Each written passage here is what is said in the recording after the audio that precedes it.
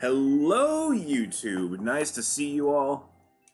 And I finally have accomplished the building of Super VQuelve World. Yeah, my name is VQuelve because that's like a combination of my Twitch username and my YouTube username, and also I used it for my Twitter username because why not? So, basically, quick overview before we begin here is every level here is a speed run, because I feel like that's the best way to stay in my lane. Those are some of the kinds of levels that I actually know how to make, and honestly, like, doing this project has made me so much of a better creator. At least I think so. It's helped me branch out a little bit while still staying in my lane. By that I mean, like, these are all similar in the fact that they're speed runs, but they each use different gimmicks, and I've learned how to build levels around particular items, powers, just like things like that I wasn't usually very good at doing. Like, before this, all my hard levels were just, you know, you're small and you got to avoid stuff. Now there's genuinely a couple of other things that I've learned how to make here. If you're ever going to play any of my levels, please play these 30 levels, because I think that these are all probably some of my best things that I've ever done in Mario Maker. Like, no matter what I do from this point on, I'm going to consider this my magnum opus for 30 levels that I think are all pretty solid. So this video is going to be me explaining each individual level. I will just show you each level individually and comment over the thought process behind making it and what you can look forward to when playing it. So, hope you enjoy. Alright, sorry for the sudden resolution switch. So, we're gonna play as Luigi, because why not? World 1 is the grassland, first of all, and second of all, they're all 10-second levels. World 1 is 10 seconds, World 2 is 20 seconds, World 3 is 30 seconds, you know the drill. So yes, you saw that the title of this level was Set the Tone. I just wanted to get everybody used to... get used to the way things are going to play out here. And this actually is one of the tighter levels that I have in the collection.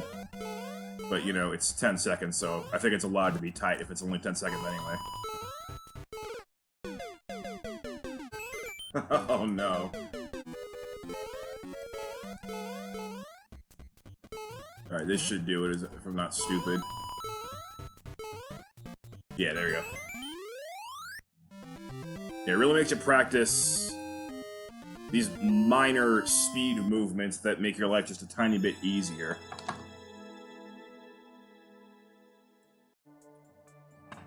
Oh, what do you know? Somebody's actually already played the level and beaten it. Good to know. Very good to know. Alright, so you probably noticed that there were 5 extra, or 1-ups at the end of that level. I started you off with 45 lives, and each level will end with 5 extra 1-ups. So, if you're good, you probably won't get a game over, but I wanted to make sure that the threat of a game over is still possible.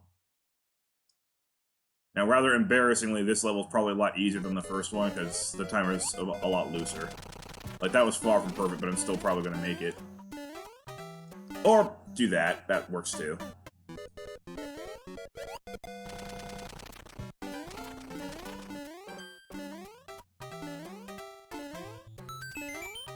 I guess it's not that loose after all.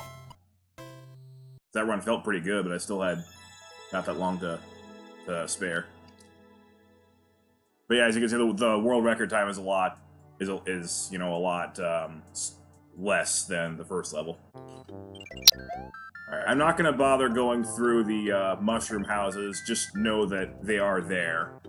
But there's no real point in me showing those off.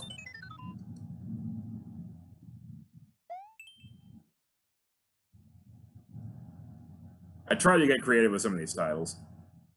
And that's Joy-Con drift, sorry.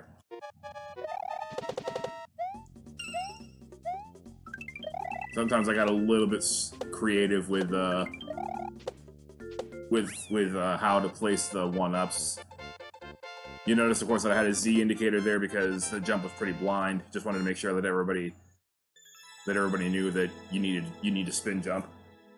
So world record is actually getting a little bit shorter again, so... But so far they're all respectable, I think.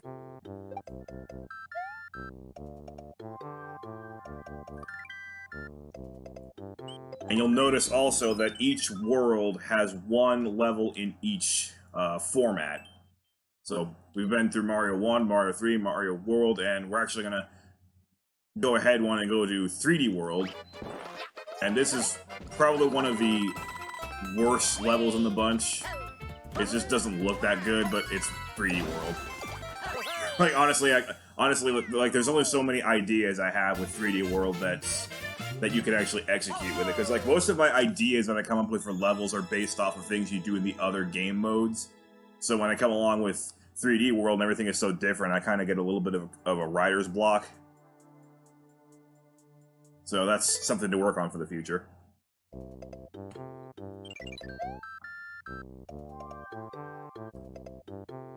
Alright, and just like that, we're already on the first boss.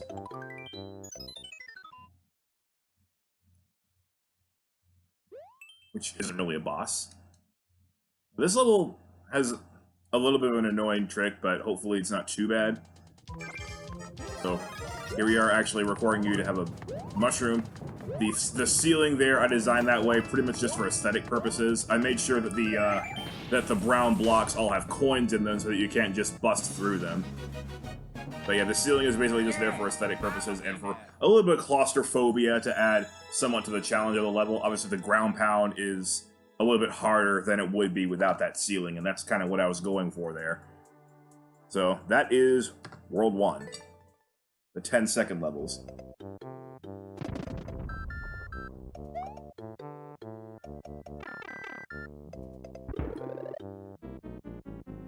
We're going to move on to the Ice World, World 2.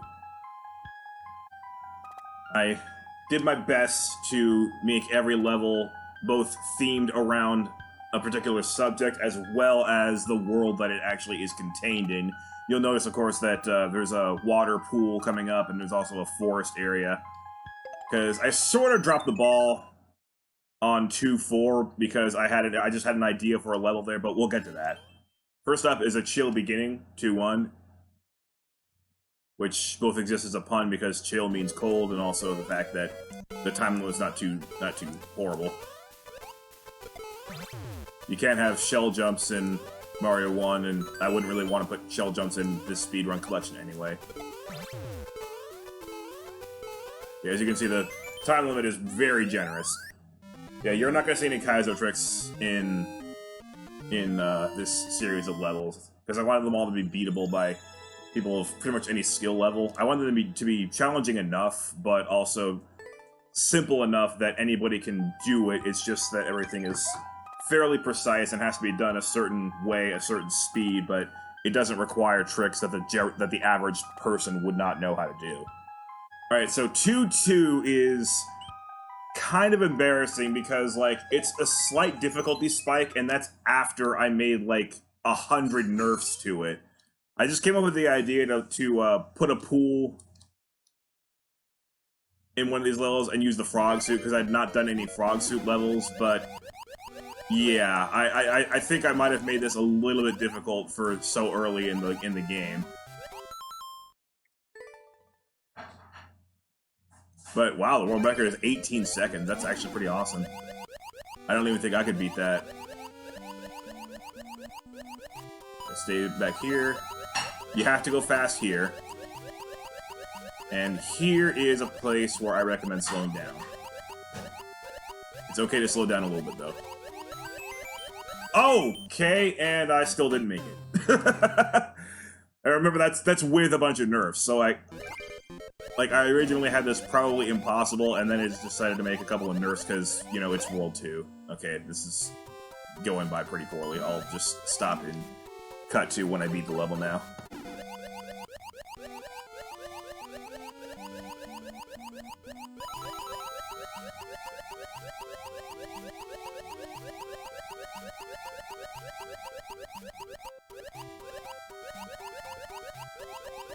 There you go. Yeah, I do not recommend going quickly at the very end there. That's awfully tight.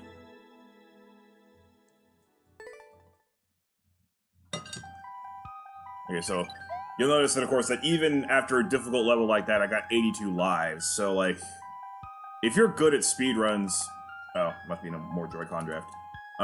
If you're good at speedruns, none of this should be too hard for you to, you know, remain with a bunch of lives.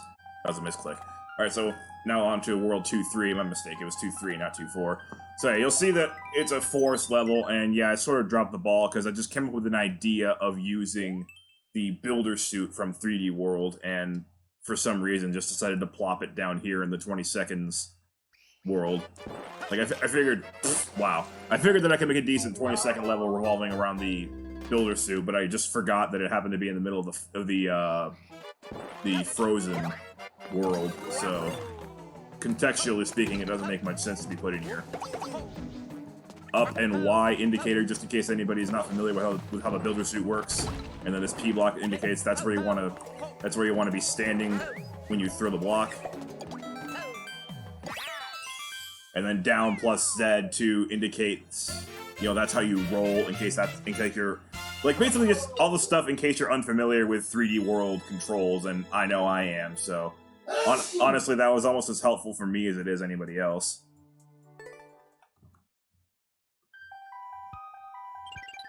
Alright, so we have a Ninja here. I'm not entirely sure what that means. I think that that's like where the leader is, so to speak, of whoever it is who's already playing my Super World. I don't know. I don't really know what that is. But anyway, the level itself, might as well talk about what I do know about. So this is basically, I figured that I would be remiss if I didn't put a Fire Flower level in the Ice World, so we went immediately from a level that disregards where it is in the storyline to a level that was built entirely around where it is in the storyline. I hope that makes up for it, and hopefully that is fairly fun. I just wanted to create a... Oh, there's another person here. Cool. Basically, I just wanted to create a wall jumping level in New Super Mario Bros. That involves a few more button presses than your standard, you know, B or A. I wanted to include the X and Y buttons as well. So moving on to 2-5, which is the loosest timer out of the lot, I think, and also probably the dumbest name. I don't know why I thought Castle de Cool was okay, but in the level description, I say, yes, I know that's a terrible name, so hopefully that makes up for it. Yeah, this timer is very loose, so just platform around these a little bit. I'm not really a fan of... Oh, I should have ducked on that one. I'm not really a fan of speedrun levels that just are hold one direction constantly and then jump when you have to. Like, I think that speedruns are a lot more compelling if you actually have to maneuver around a little bit in midair. So that's kind of why I made some of that stuff. And ends with bonk bonk. You don't actually have to fight them, because, well, it's 20 seconds. I don't think you'd have the time. And that is World 2.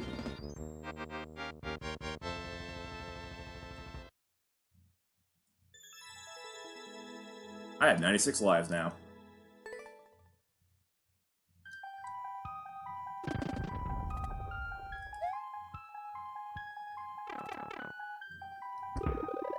You'll notice, of course, that I made sure that you couldn't see the lava below in that castle, and I made sure to put a lot of ice blocks and icicles on there to emphasize, you know, where it is. And so World 3 is underground, as you can clearly tell, with a couple of pillars that lead absolutely nowhere because, you know, aesthetics, I don't know. So World 3, all the 30-second levels are here, and we expect somewhat of a difficulty curve, I would hope. You will notice, of course, that there's a branching path where you can pick one level or the other, but of course I'm going to be showing you both because, I mean, why would I showcase one level but not the other? So this one's called Kidder's Underground because I just figured I had to put a level around the cat suit at some point in my life. Okay, that jump's actually pretty tight. I give you the Z indicator, but like, you want to be really close to the ceiling for this jump to work. Like, you gotta be, okay, well, not that close, obviously. There we go, that should do it. Alright, this is a little bit annoying, but yeah, you gotta bounce off of that. That spiny shell, more Z indicators, just in case, again, you're unfamiliar with the way 3D World controls work. That's basically just a little time waster at the end, and I needed a bit of time waster, otherwise the time limit would have been ridiculously lenient. It already is still ridiculously lenient even after that, so I probably could have added some more to that level. But I'm bad at 3D World, so whatever, just decided to take it easy on myself. Okay, I don't actually remember which one of these is 3-2 and which one of these is 3-3, but I think usually 3-2 is on the top. Okay, good.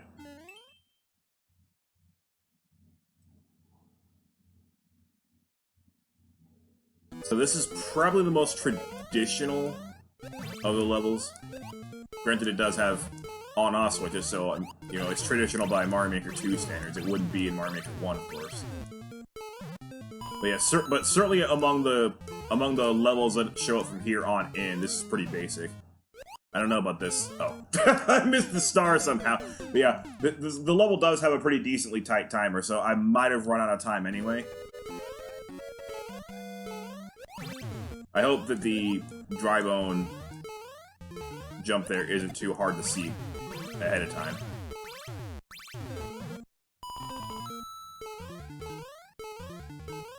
But either way, it's not too bad, I think, because it's so early in the level, so if you miss it, at least you'll know right away. Now, I don't want to put anything that might be confusing or difficult to see from a blind player's perspective, but if it's gonna be there, you want it to be early on in the level so that the overall effect of it isn't so bad.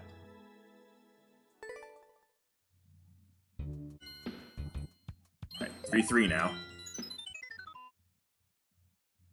I can tell if the other one didn't get anyone playing it, because apparently they picked this level instead.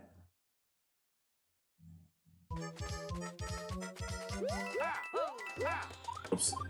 Well, that was awfully low, but I got away with it. Alright, so this one's a little challenging for World 3. At least I thought so in the first place, but then the more I played it, the more I realized that the timer is actually fairly forgiving. It's really the precision of each jump that is maybe a little harder than it should be for this early. Oh my god, you idiot. All you have to do is jump there and the level's over.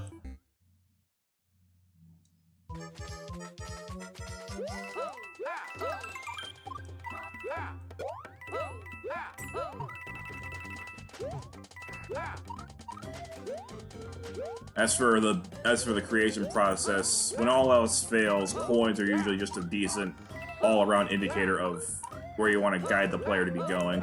I actually did make a nerf to this level earlier where there was a large muncher on one of the platforms. I just figured, you know what, this doesn't need to be here, especially this early on. We're still in World 3. We don't need to punish. We don't need that kind of punishment already. So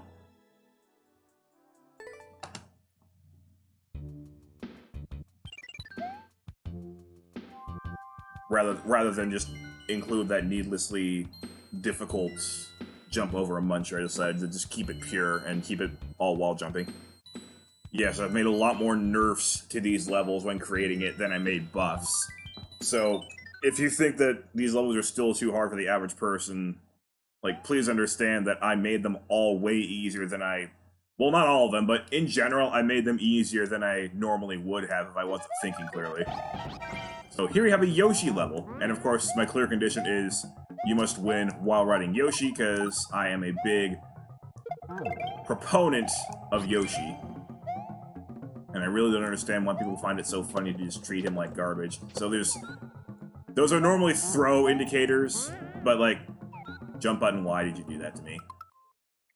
But for Yoshi, I figured that they would double as tongue indicators, because it's the same button, really. I don't think that's going to confuse anybody. A bit of an oversight is I put those Koopas up top to prevent people from cheesing and, like, going further into the platform. Like, that was basically a cheese-proof for, like, the timing of the level. That section, by the way, is not my favorite. There's so much to talk about, and not enough time to do that. But the Koopas basically were there to prevent you from jumping up from, like, further to the right of that platform. It was a way of making sure that you didn't get too many time saves in the level, but the oversight was that makes it super easy for you to grind a bunch of 1-ups on this level. So that was a bit of a mistake on my part. And then the other mistake is that on-off switch section, it's a little bit jank and takes some time to get used to, honestly. I did the best I could, but it's not perfect. And I wish I understood the way that worked a little bit better. And now to finish World 3. I believe this is a surfing level. Yes. The first of 2 surfing levels, actually. I'd never done a surfing level before, or I'd never made one, rather. Now, it is worth noting that you can easily dodge that flop by not going down into the shell like that, but I figured that'd be a good place to get you to... Again, that indicator is basically there just in case you're not familiar with the dry-bone shell controls. And I decided to not place... Whoops. I decided to not place an indicator there, because that's kind of like your test. Like, okay, now you should know that down means you get to phase right through a flop like that. So, after the first one, I don't really think you need the indicator.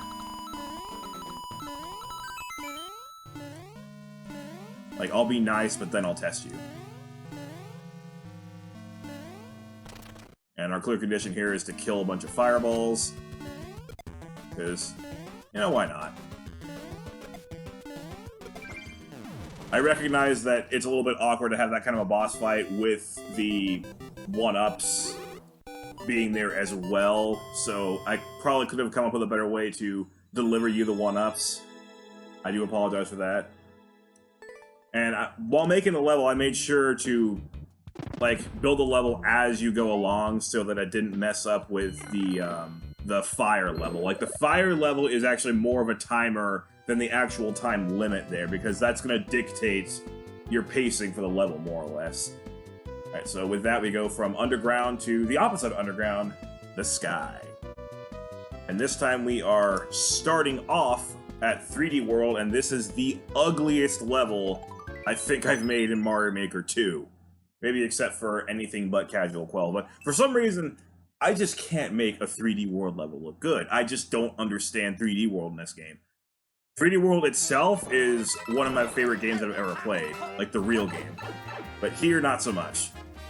So, vertical 3D World levels are insanely hard to actually make look good through an aesthetic perspective, because the semi-solid platforms, you can't put them through other blocks in 3D World. Don't even start with me. I have no idea why Nintendo made that decision, because you're totally allowed to put semi-solid platforms through other blocks, whoops, in other themes, but not 3D World, so that's why this level looks so ugly. So, left and right arrows there are to tell you to go, you know, left and right, spin around, do a super jump, and then... That wouldn't be enough there alone, but, okay, yeah, this jump is the elephant in the room, really. I'll discuss a little bit more about this as well. Alright, so this one's a little bit dubious because the spin jump enough... Oh, God, where's my English? The spinning jump alone is not enough to actually clear here, but... Oops. But, doing this makes it a lot easier to wall jump and get up there, so... Yeah, it was just kind of an awkward thing, and then this one, you actually have to time it correctly. You have to spin and also time it, that's not how you do it. So, like... First of all, yes, I know the piranha plants there are super ugly from just coming out of the middle of the air, but I couldn't make them look good. I tried a bunch of different options, but 3D World is just a female dog to work with sometimes, and it just does not look good. I couldn't figure out a way to make them look like they belong, but yeah. That was the best way that I could think of to make a section like that, where you like jump between walls of spikes like that. Okay, that should do it. So yeah, the level's very ugly.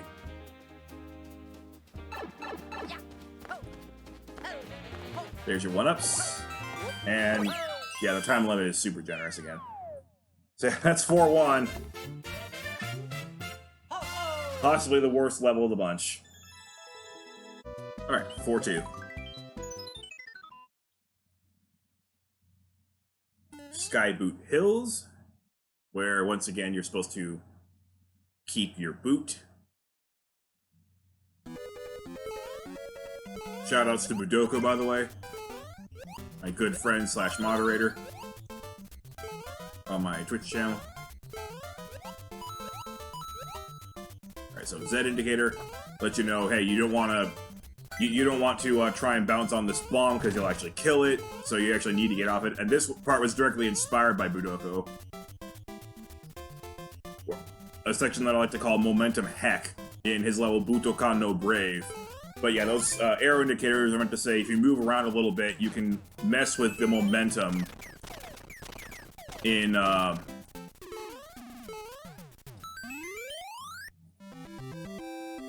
like just with those spike tops, and that'll help you stay below the spikes and the grinders up there. And then you might be wondering why I even have the clear condition of stay in the boot when the last obstacle requires a boot anyway. Well, just in case you were a little bit short on time, the fact that you have to stay in the boot means that you can't just jump straight out of the boot and get to the goal, because that would be a little bit faster. So keeping a clear condition there actually does make the timer a little bit more restrictive than it would be otherwise. So there is actually a reason for it.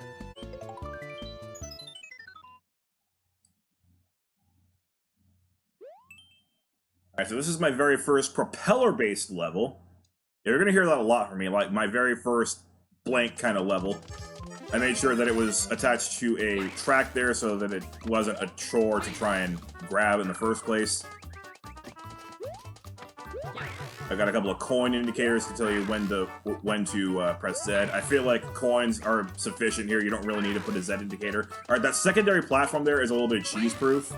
Because I found it possible to just flutter straight over, not land on that platform. It makes the next section a whole lot easier. So adding that second bridge made it so that you can't do that.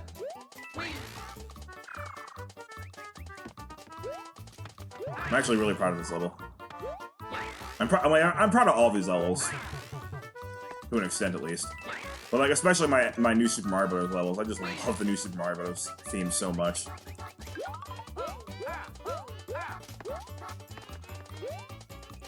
I don't know about this. Yeah, came up short.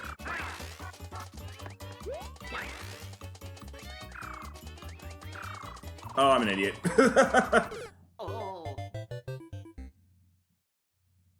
Yeah, this punishes you for being too greedy.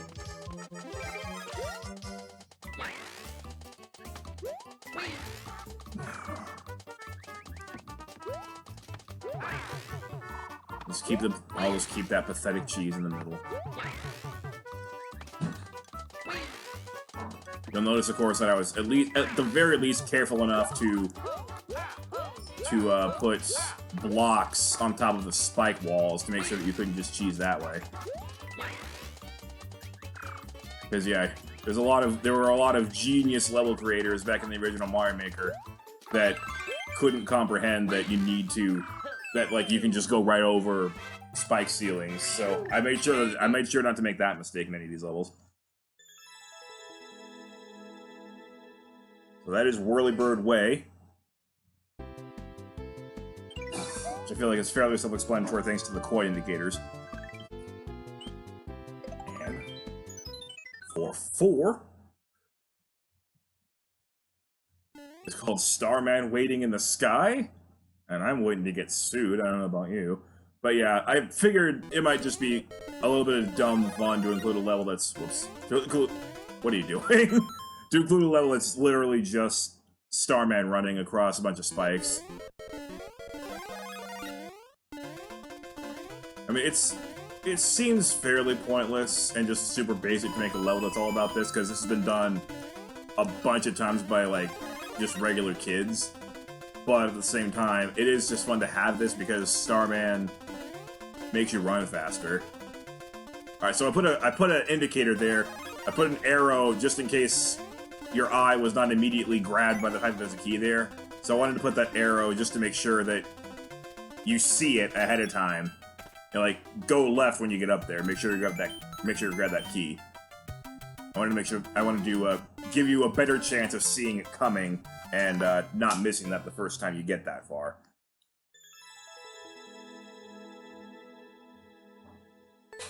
Looks like I've gone beyond everybody else now. And now we will say goodbye to our nice cloud world with this castle, World 4-5, which is a bit of an interesting level. It's based on the P-Balloon.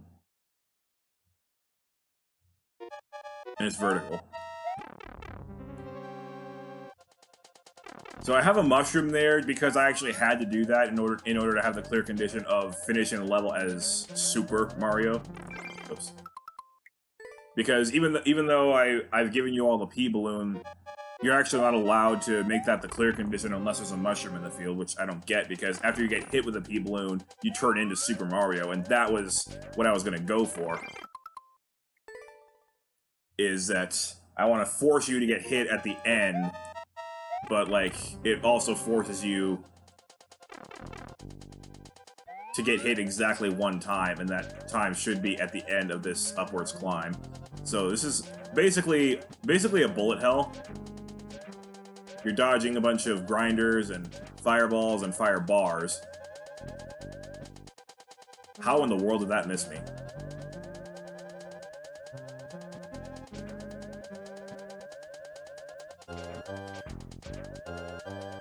It took me a while to figure out, like, which setups were actually fair. I feel like that's relatively fair. So this time the one-ups, you gotta go down for them, but it shouldn't be too hard. And then, as a bit of an evil touch at the end, you have to get over them without getting hit. I just wanted to force you to dodge one more time at the end. I don't know if you guys think that that's a little bit too much or just a jerk move, but I thought that it would be kind of fun to add at the end of the level. Yeah, like, it's not as difficult as it might appear at first. You do actually have plenty of time to maneuver. Alright. By the way, this is slightly off topic, but I do apologize for the fact that I'm not giving you closed captions in this video. I worked hard enough on this project already, especially with a certain level that's coming up. I just want to get it released and done and ready for the whole world to see, so bear with me for not having subtitles in this one, I'm sorry. It'd be too much effort for a video of this length to just write subtitles for the whole time.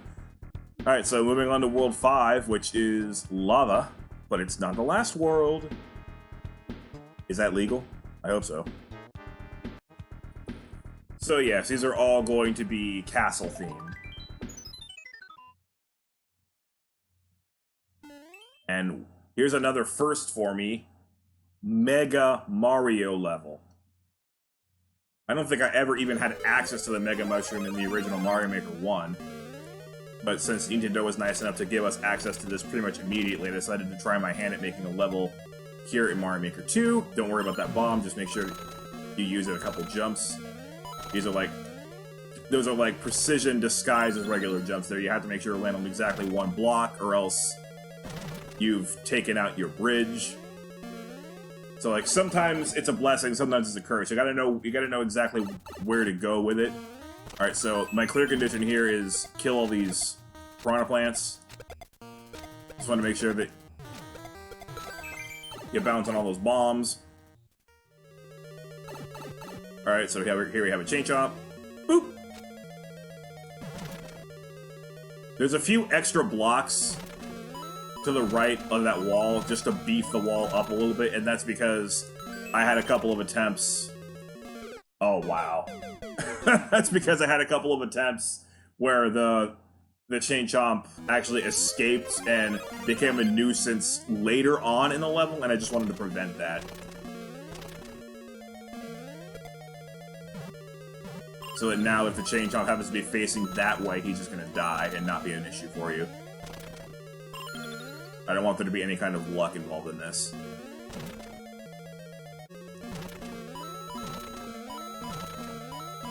don't know about this. Oh, like, somehow that was actually way better. I don't know how. But yeah, that's my first Mega Mushroom level.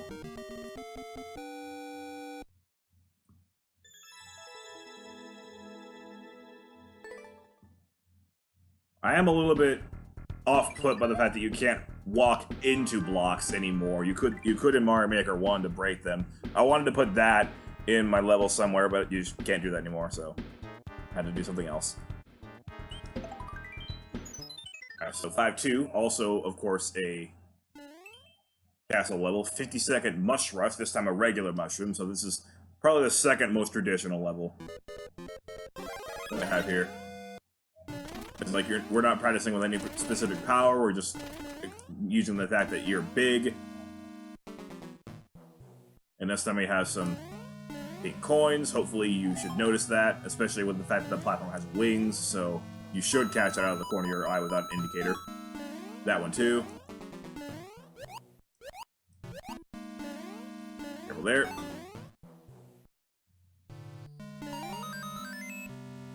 Don't want to mess around with that jump, especially with Mario Maker 2 hitboxes.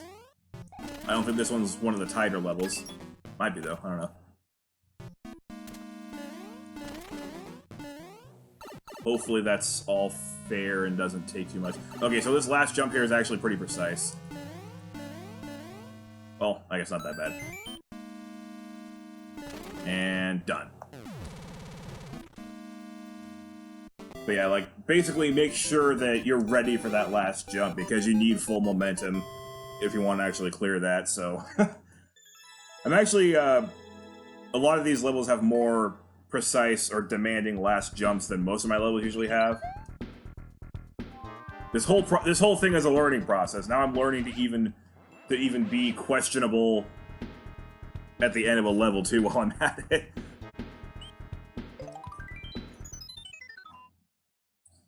Okay, 5-3 is a combat-based level featuring Red Yoshi.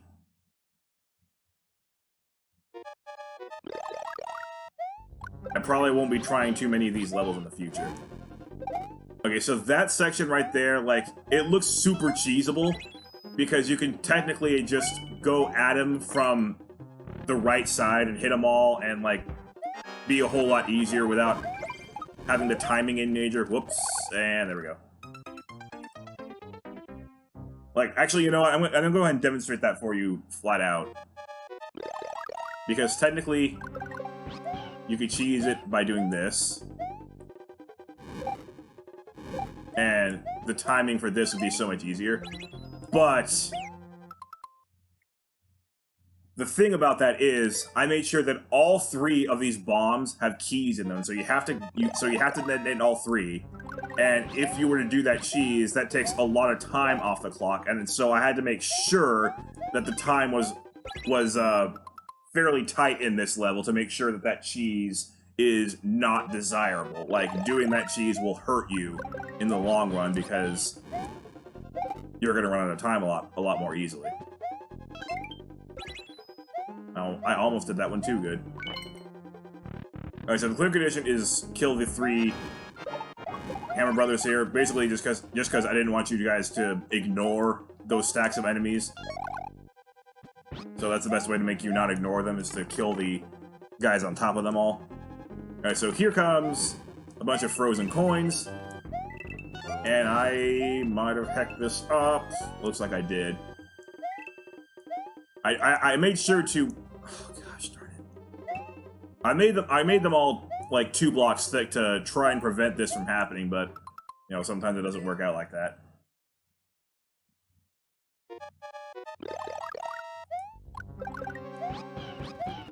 That never happened to me when testing it, I should point out.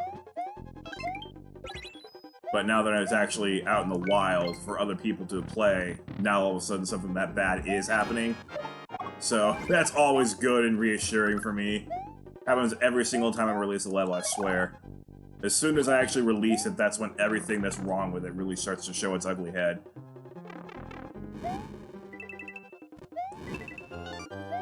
Alright, so that's what's supposed to happen there. Use one of the keys on this door. More combat. More blocks. Do not forget that. Gosh. Probably could have done without that arrow indicator, but better safe than sorry. There's a 1 up there because this level's kind of...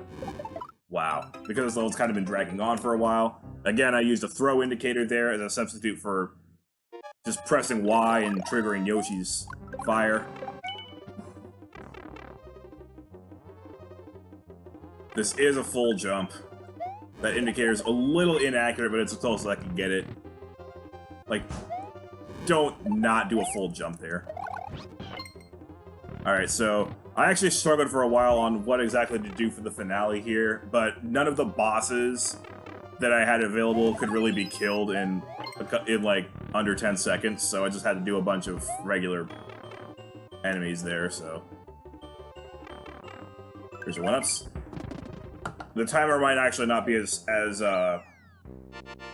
tight as I wish it was.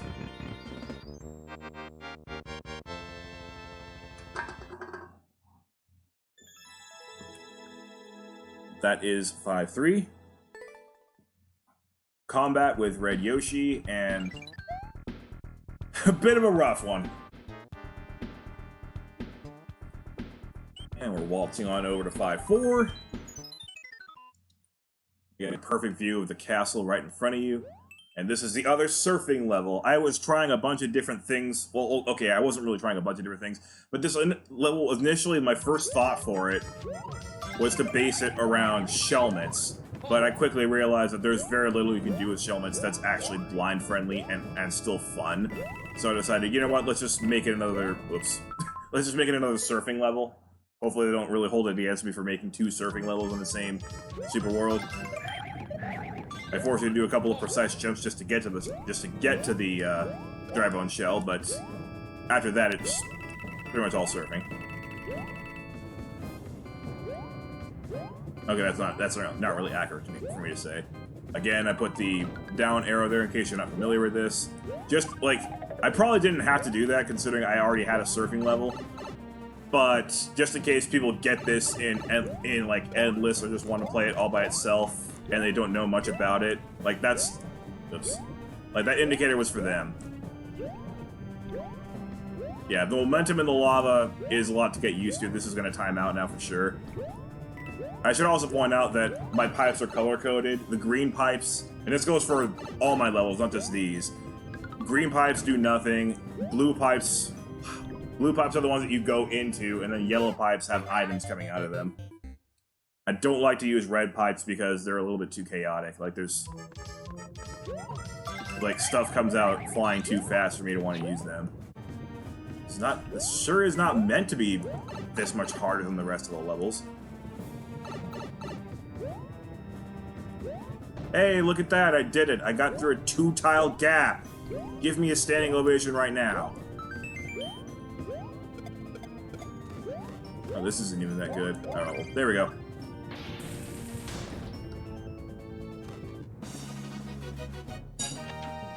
Yes, I'm a winner. I feel like the timer works pretty well with that. I had a couple other setups that were just a little bit too brutal. And in the end, I was happy with that kind of a tweak in terms of getting the timer to be close-ish to 0 by the time you finish with the level, but not too tight. And with that, hopefully we have a slightly easier time with the castle. This one is actually pretty... I say escape from the gross lava. Like, basically, if you've ever let the lava get super high in 3D World, you know what I'm talking about. It just does not look good. So, this is meant to be like the end of the quote-unquote story mode. And here we are again with another 3D world that's vertical. This time with a few coins.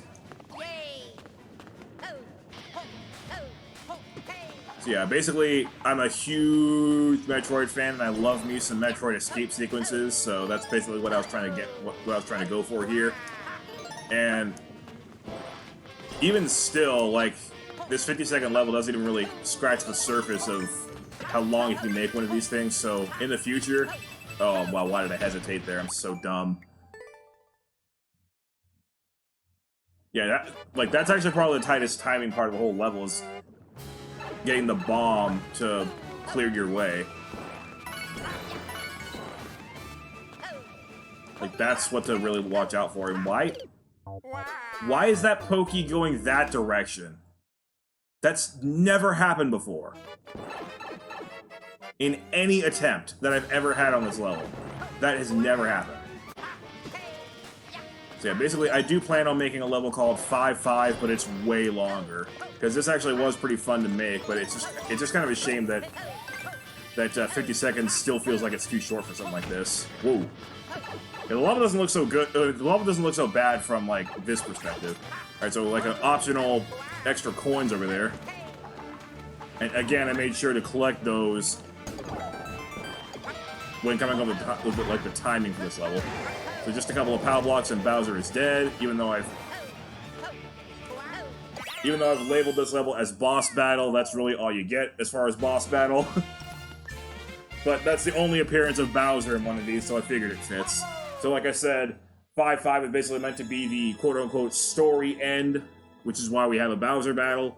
And then World 6 is your special zone, if you will. Your post-game.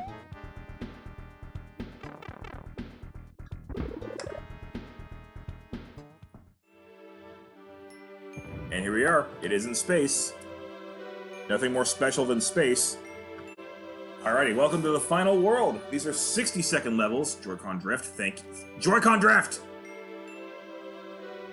I'm pressing right. Okay, so... these, of course, are 60-second levels. Well, 3 of them are. I'm pretty proud of the name of this level, the Purple Plumber Eaters, referring to the mushrooms, and that was a terrible start. So yeah, this is, I believe, ground but nighttime. Every level obviously has to be nighttime because that's the only way to fit the theme, and Joy-Con drift, I swear to God. Wait, it's been played 8 times already? How has it been played 8 times already? Yeah, Joy-Con drift is something that I was fighting throughout the entirety of level building.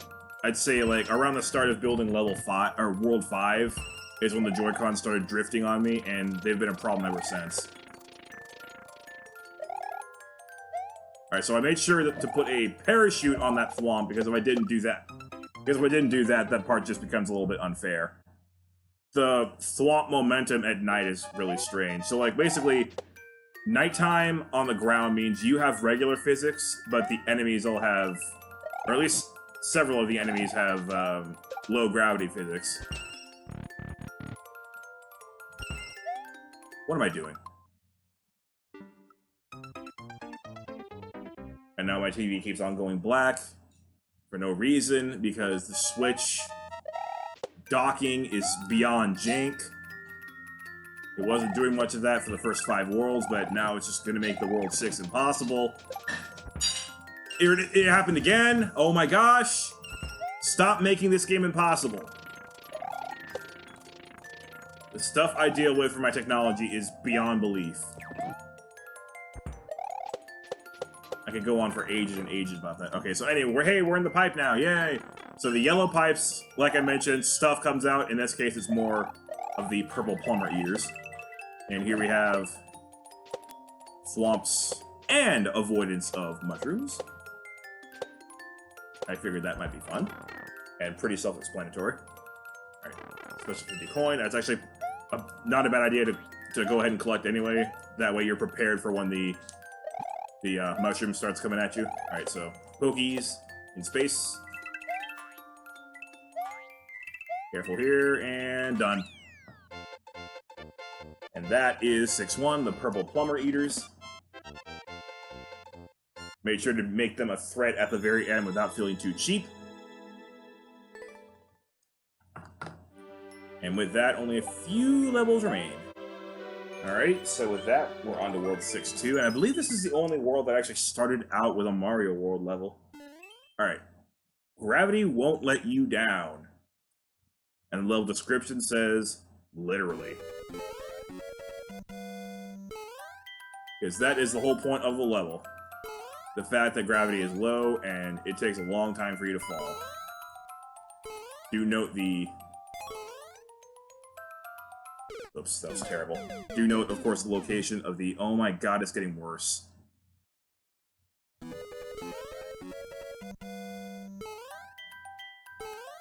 Know the location of all these red coins. You're gonna need them all.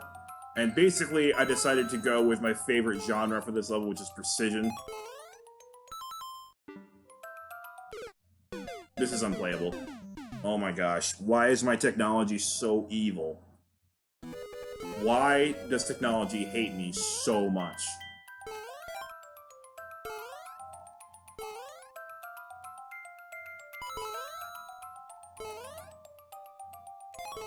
But yeah, anyway, my favorite genre is precision, and the fact that low gravity exists actually means a lot for the genre, because you can just get away with a bunch of cool designs that you couldn't normally do in regular levels. So, low gravity precision, my jam. It would be very weird for me to create a super world and not have at least one level like this in there somewhere. Oh crap. That could be bad. Ah! Timing out. We're timing out here. But the challenge with these levels is, like, you don't want to jump too high, because it takes you a little extra long to fall down. I hope you can find that on your first try without indicators.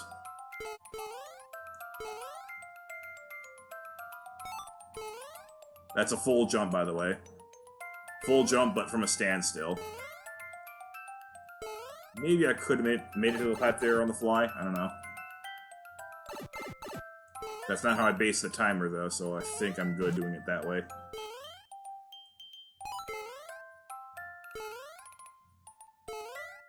Alright, we're gonna make sure that we don't fall this time. We're gonna make sure that we get up, and get up, and get up. There we go.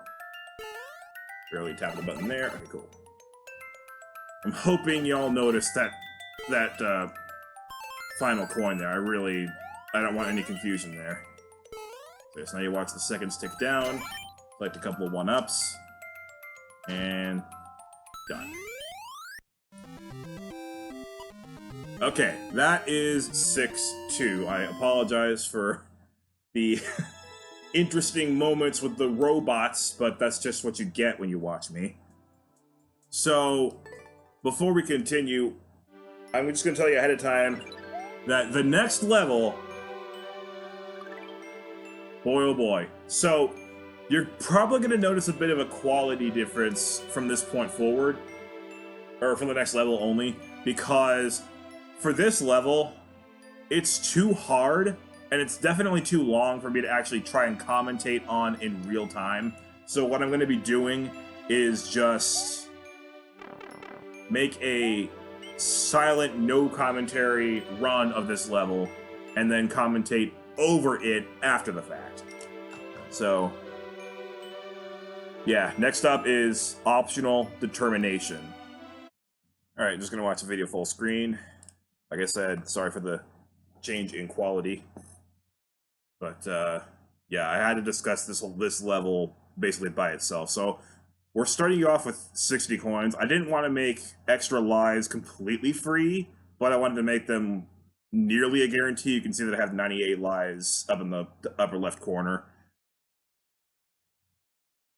But basically, if you're going to attempt a level like this, I'm going to make sure you have plenty of lives. And here's some rare footage of that 1-up mushroom actually spawning in the correct place. Just a one little bonus extra jump if you want to make it. And, you know, like all of my levels here, I made sure to base the time limit off of being able to get that. Well, really, in this one, it shouldn't matter too much, because a 350-second speed run, and we have a lot of time to work with here. So, pretty basic up to this point. So, there's a coin there letting you know to hug the left wall. That's what that means.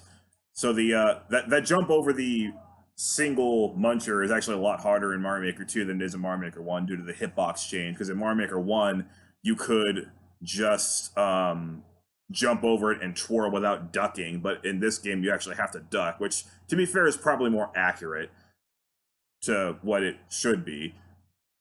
Anyway, so note the ice block on that door leads to the ice section here, and those 6 coins over the pipe let you know that you should be running across this area to get a little bit of head start.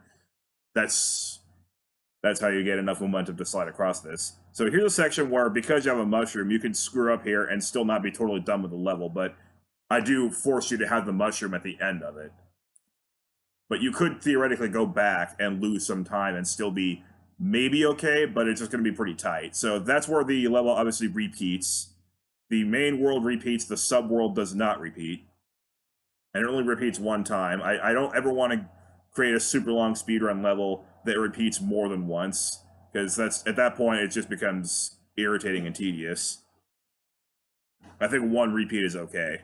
And that's why I decided to not make this a 500-second level, just stick with the 350, because I could just tell that's about the area that I was going to make it, so, you know what, whatever. As long as it's just way longer than the other levels. You might have noticed that I was spin jumping down there instead of just falling off. I just find that slightly more accurate, I guess. Like, it leads to less mistakes. Okay, so this section, you might have noticed the coin indicator and the Z indicator. Well, I almost uploaded this level without really including those. Well, I had the coin indicators, but they were 1 block higher, and I felt like that was inaccurate. And I almost didn't have the Z indicator because I figured it was pretty much just common sense when people saw the spike balls coming out. But you know what? Like, if I might as well at least be somewhat courteous. I mean, if I'm gonna make a level this hard, I at least want it to be to give you the proper heads up for everything that you might need to know. So theoretically, I suppose you might be able to cheese this part by just going in a small Mario, small Luigi, whatever, but good luck. And for a speedrun this hard, I definitely wouldn't recommend that unless you're an absolute beast. Alright, so welcome to the subworld. We've gone from nighttime forest to nighttime sky, and I kind of freaked out there for I just wanted to make sure that I was on the platform. And so, yeah, the slower momentum and the lower gravity makes it a little bit easier for me to design longer sections here. So, I guess in retrospect, I could have made a 500-second speedrun based on this stuff here. Error indicator, just to make sure that you notice that. And basically, this part is designed more or less like a Celeste level, because you get to the door, but you still need to go back and collect something. I'm pretty sure you can't do that any other way. But if somebody finds cheese, oh well, it's too late for me to go back now. This section looks a lot worse than it actually is. I just put all those grinders to make sure you couldn't just, you know, cheese it too hard. You can still cheese it a little bit, just you can't go right through the floor. While jumping up to get that key. Looks like it might be tight, but it's not too bad. And here's a very similar story here. Basically, the idea here is to know when to cling to the walls and when not to. In that case, you don't want to cling to the walls, because wall jumping is basically a death sentence. Okay, this section here might be the worst design of the lot. There, I accidentally hit the grinder. I put that grinder there just to make sure that you couldn't get out of there while wearing a helmet. There's multiple ways that section could go. I don't know why I have a coin there. That jump is interesting. All right, so these coins I put to make sure that you don't hug the wall, basically. That's a reminder that you don't want to hug the wall, or else that jump is basically impossible. So I've had to put coins there. I feel like the idea of hugging the wall is a lot easier to digest for low gravity areas, because New Super Mario Bros. Levels are usually all about that stuff. I paused the video here because these, not this jump, but the next 2 jumps are probably the 2 hardest ones in the entire level. And of course, they're really close to the end because because why wouldn't they be? So yeah, like, you gotta, basically, you have to do this exactly right. Twirl twice, get up there without losing any momentum. Go through those ghosts. Thankfully, I got that in 1 try. You lose the spiny helmet there. And now we get to this part. Yes, sir, this is seriously how I decided to end the level. With a finger-crushing wall climbing that is only possible here in low gravity. Yeah. As you can see, I'm cheering you on the left with the big old yes written in P blocks. And, yeah, I display pretty much perfect form there, but I don't always do that. And basically, I just wanted to make your butts clench a little bit for the ending. I couldn't really think of a better way to end a long speed run than with something like that. So I gave you about 7 more seconds of coin collecting, just to ratchet up the blood pressure a little bit more. But as you can see, I had plenty of time remaining, and you might be, wondering why didn't you make it a little bit tighter? Well, thing is, I don't really feel like I have to, because there's so many parts of this level that you could mess up and still go back and try again. Eventually that's going to add up, and then the last section itself, well, let me show you something. This was my very first run of the day. Basically I had a horrible day yesterday with the controllers just screwing up on me and everything. But yeah, I have 61 seconds left. Like, my timing is actually probably even better in this run than it was in the last in the good run. But this stuff can happen. And when this stuff happens over and over again, it may pile on. Like, if you're not good at this particular set of moves, then you're gonna have a bad time here, I think. It is rather evil of me to put this at the very end of a level where you can't practice it because, there's no editor, so you can't really practice it. And you see how close I got here.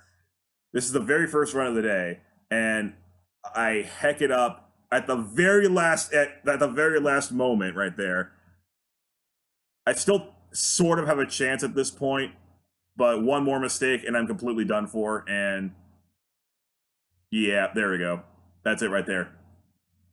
So yeah, like, it can be an extremely demoralizing finish. Let's just put it that way. I figured with an ending obstacle like that, I probably don't want to dock any more seconds off the clock. I think it's fine the way it is. And so that, my friends, is optional determination. If you want to try and play that, my heart goes out to you, good luck, and I respect you for the effort. I'm gonna put the unedited clear of the level at the end of the video, by the way, just so that you can see the level in full quality without my commentary. So look forward to that. Now, wasn't that entertaining? So we have Princess Peach in that castle over there, of course. And there's only one way to access this level here, 6B, and that is, of course, to beat 6A, and, good luck. I'm pretty sure as soon as you beat the castle, you move on to the next world, or in this case, you're done. So 6B is literally just bonus. That's kind of what the B stands for, but yeah. I decided, if you're going to go through with optional determination, you deserve a reward at the end of it. So, bonus music throughout the entire level because it is a bonus level. And here's your message. A little awkwardly written. But, congratulations.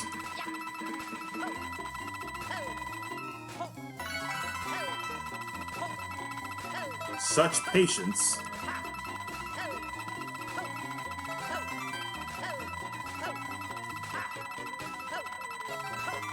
You earn these. Now you'll notice, of course, that I already had 99 lives, so maybe I didn't need to put this. But oh well. And then your last message is one of encouragement. One level left. You got this. Basically, letting you know, in case you couldn't piece it together yourself, that if you could beat optional determination, you're gonna have absolutely no problem on the final level. So that is my bonus level. Don't expect any more levels like that from me. But yeah, I figured y'all deserve a nice little unwind/reward for beating optional determination, except for the people who've already gotten this level just for fun. You didn't earn it. For shame. You're only joking. You're only kidding yourself, man. You didn't earn this. That's the only way the level's gonna feel good, is when you actually earn it. Anyway, one more level. Last level. And it might come across as a little underwhelming, but yeah, it's 0G Fortress. It's a castle, but at night, which means you have water physics, everything else has normal physics. I give you a fire flower. Sadly, I don't really do a lot with it. Like, the level's not as built around the fire flower as it was in Crispy Chills. And that's basically just because of the fact that everything has regular physics. Well, all the enemies have regular physics. So, like, putting a bunch of fish means that they'll be flopping around on the bottom. I have optional 1-ups there just in case, but I'm going the slightly slower route just to show you that, you know, the timer should be no issue.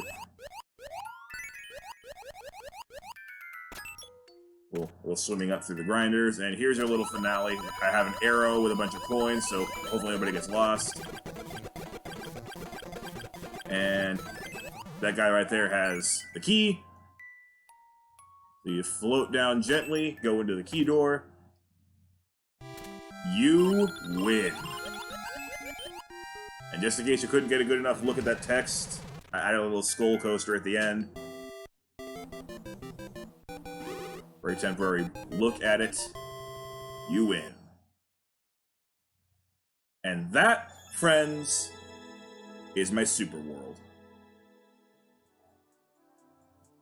I hope you had as much fun looking at the video as I did making all these levels, because oh my goodness, the experience was just so good. Like, it's so I don't know what the right word is. Refreshing, enlightening, something between those two words.